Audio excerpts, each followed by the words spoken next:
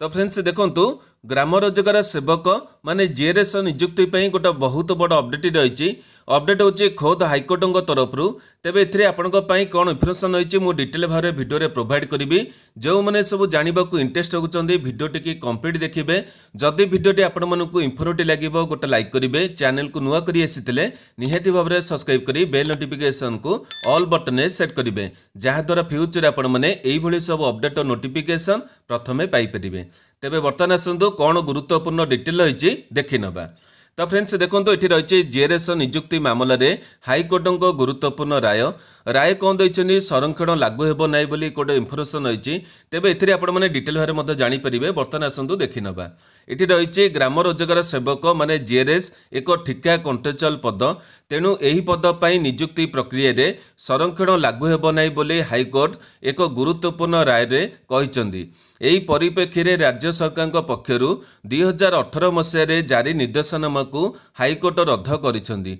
विश्वरंजन पाणिग्राही एवं अन्यमानक पक्षरु आगत मामलारू शुणाणी करी विचारपति जस्टिस शशिकांत मिश्र एही राय दैछंदी। तेबे एठी आपण देखि पारथबे पंचायत विभागर 2018 निर्देशनामाटी रद्द कराइछि। तेबे निर्देशनामाटी कोन रहितला वर्तमान आसंतु देखि नबा। एथिरे आपण देखि पारथबे 2-3 जण केस करछंदी एवं केस रो मध्य डिटेल उडको देखि नबा।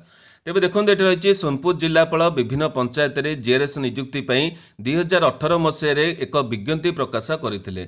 माने सोनपुर जिले में आपंक जीआरएस 2018 मसीह नोटिफिकेशन बाहर एथिरे 19टी पदरे नियुक्ति विज्ञप्ति प्रकाश पाई बेले से 5टी पद अनुसूचित जाति एवं 14टी अनुसूचित जनजाति वर्गों संरक्षित रखाई। माने आपंकर केते रही 5टी पद आपंकर एससी एवं अन्य आपंक 14टी पद रही क्या आपंकर एसटी कैटेगरी। यहाँ पर देखो कौन लिखाई ये कहुई कि एमजी एनआरजीएस महात्मा गांधी निश्चित कर्म नियुक्ति योजना रे यही पद सृष्टि करा जाय ठिकार नियुक्ति दियाजिवो बोली कहुला। एथिरे ओडिशा संरक्षण आईन बा ओआरबी एक्ट लागू करा जायथिला। यह पूर्व राज्य पंचायती विभाग पक्षरु जीआरएस नियुक्ति एक गाइडलाइन प्रस्तुत करा जायथिला।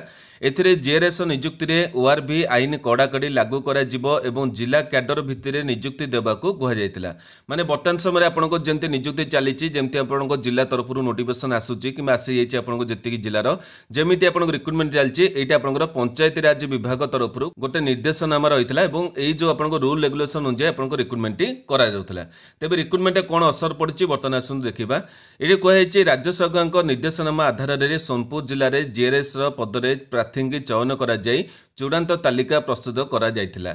एभली निष्पत्ति को विरोध करी आवेदनकारी विश्वरंजन पाणिग्राही हाइकोर्ट द्वारस्थ होते। तांकर जुक्ति थिला कि जीआरएस एक ठिका पद होइथिबारु एथिरे संरक्षण रखा जाय पारिबो नाही। माने जीआरएस आपनको जो कॉन्ट्रेक्चुअल पद रहिछि एथिरे आपनको जो संरक्षण पद रहउछि आपनको एससी एसटी पे सेगुडी को रहि पारिबो नाही। तेबे मामलार शुणाणी चलता बेले चयन होता 2 प्रार्थी 2020 एवं 2021 मसीह हाइकोर्ट को रिट्रे आसीथिले। माने एथिरे जो आपनकर पदवी बाहरला से जो पिला माने सिलेक्शन होते से 2टी पिला सेमानकर केस मध्य करथिले। सेमाने चूड़ांत तालिका स्थान पाइथिबा बेले नियुक्ति रे विलंब को नहीं एही मामला रुजु करथिले। मामलार गुरुत्व दृष्टि देखि हाइकोर्ट 2 जण वरिष्ठ आईनजीवी पमीर रथ और प्रफुल्ल कुमार रथ को अदालत सहयोग पई आमिकस क्यूरी भावे नियुक्ति देइथिले। समस्त पक्ष को शुणाणी करने पर हाइकोर्ट राय रे कहते एमजी एनआरजीएस 2005 रे जीआरएस नियुक्ति कौन व्यवस्था नहीं। माने ए अनुसार देखा गले जीआरएस नियुक्ति हम बोले कौन आपंकर डिटेल एथिरे नाही। किंतु एठी राज्य सरकार जीआरएस नियुक्ति ओआरबी आईन को लागू करिसंदी। एभली क्षेत्र में यही ओआरबी आईन लागू हो पारिबो कि नाही ताहा विचार्य। माने आपनकर एटा लागू हबो कि नाही सेटा मते देखिया पड़िबो। कोनोसी सिविल पोस्ट आधार रे जीआरएस को नियुक्ति दिया जाउ नाही, यह संपूर्ण ठिका नियुक्ति। तेणु ए क्षेत्र में ओआरबी आईन लागू हो पारिबो नाही बोले हाइकोर्ट मत दैछंदी। अपर पक्षरे राज्य सरकार प्रशासनिक स्तर में यही आईन को मनोमुखी भाव लागू करें ना बोली हाइकोर्ट स्पष्ट कर बुझी पारे तो आपण मैंने टिके बुझी पारे। तेणु राज्य सरकार यही परिप्रेक्षी में जो गाइडलाइन जारी करिसेंती ताहा आईन दृष्टि ग्रहणीय नुहे। आवेदनकारी पिटिशन को हाइकोर्ट ग्रहण करथिला बेले नियुक्ति अनुमति देवाक आसीथिबा अन्य 2 प्रार्थी पिटिशन को हाइकोर्ट खारज करिसेंती। आवेदनकारी पक्षर आईनजीवी विश्वविहारी महांती ज्योतिर्मय गुप्ता मामलार परिचालना करुले। तेबे देखो ओभरऑल देखा गले एटी आप देखा पाइले कि 2018 मसीह सोनपुर जिला तरफ जो 19टी पद को डिक्लेयर कराई एथिरे आपनकर देखा पाइले कि एससी कैटेगरी पोस्ट होती एसटी कैटेगरी पोस्ट होती किंतु वर्तमान समय जो हाइकोर्ट तरफ गतकाली गुरुत्वपूर्ण राय रही ए अनुसार देखा गले एमजी एनआरजीएस जो जीआरएस पे नियुक्ति रही कॉन्ट्राक्चुअल पोस्ट होती से कौन आपंकर संरक्षण नियम करा माने बर्तमान आप देखा पाई कि 24टी जिला तरफ आमर नोटिफिकेशन रही 6टी जिला तरफ आपंकर बाकी रही बर्तमान 5टी जिला तरफ आपंकर प्रोविजनल लिस्ट हो कि इन एलिजिबल लिस्ट की डिक्लेयर कराई तेबे एथिरे आपंकर जेतिके रूल रेगुलेशन रही माने आपंकर एज लिमिट रही कि क्वालिफिकेशन रही कि आपंकर जो सिलेक्शन प्रोसेस रही एगुड़िक तो आपंकर रहिबो किंतु सेतिरे जो आपंकर कैटेगरी पोस्ट गुड़िक रही एसटी कैटेगरी कि एससी कैटेगरी कि एससी बीसी कैटेगरी एगुड़िक रहिबा कथा नुहे। तेबे एठी आपण देखि पारथबे जो विश्वरंजन पाणिग्राही जो पिला जनक केस करथिले तांको डिग्री मिलिछि से ही कहउथिले कि एथिरे कोनोसी संरक्षण करा जाय परिबो नाही बा आपनकर एससी एसटी पदवी दिया जाय परिबो नाही।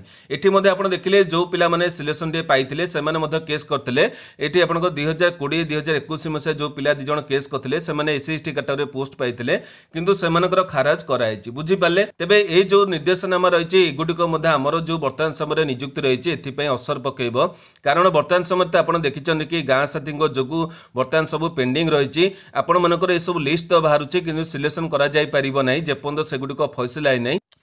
तेबे बर्तमान केवल देखा रहा कि जो 24टी जिला तरफ नोटिफिकेशन रही कि 6टी जिला तरफ बाकी रही एगुड़िक संरक्षण नियम लागू हो कि नहीं जेहेतु आपने देखा पाइले कि हाइकोर्ट जो मंतव्य देइछनि कि पंचायती विभाग 2018 मसीहार निर्देशनामा को रद्द करा जिवो ए अनुसार देखा गले वर्तमान समय जो नियुक्ति रही से इफेक्ट पड़ो।